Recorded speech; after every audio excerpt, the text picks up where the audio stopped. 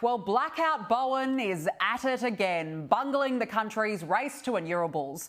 According to an exclusive by my colleague James Morrow in the Daily Telegraph today, the Energy Minister has lowballed the cost of transitioning our power grid to net zero by as much as $100 billion. The guy is sending us broke. Let's bring in Nationals MP Keith Pitt. Keith, great to see you. Thanks for joining us. Does anybody in the government know how much this is actually going to cost, do you think? Oh, I think so, Danica, and the answer is an absolute fortune paid for by taxpayers.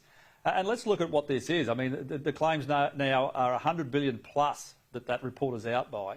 That is twice the defence budget. That is 3 times the aged care budget each year. It is a significant amount of money, and no one should be surprised that Chris Bowen has got it wrong.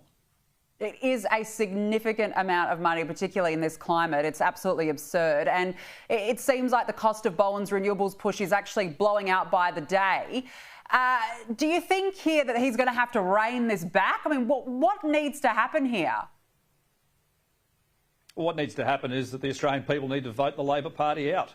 That is the only solution, because Chris Bowen and Anthony Albanese are dedicated and committed to this course of action. And it's the wrong one. I mean, there's been a lot of noise today from the CSIRO, for example, around people interrogating those reports and those costs.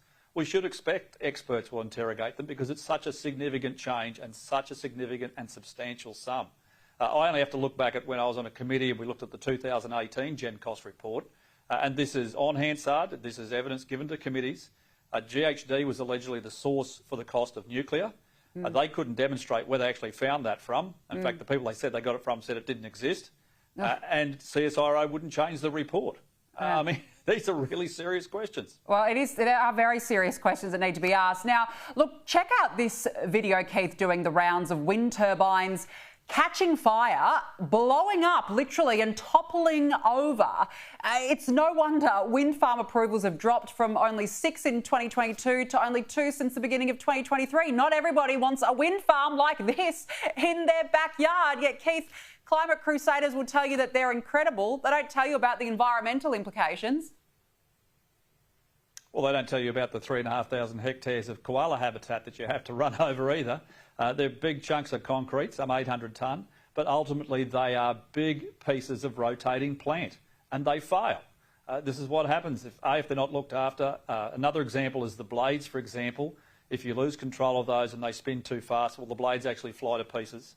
The rotating plant can catch on fire, as some of your video demonstrates.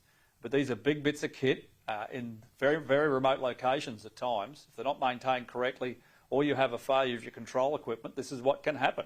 It's just the nature of big bits of gear.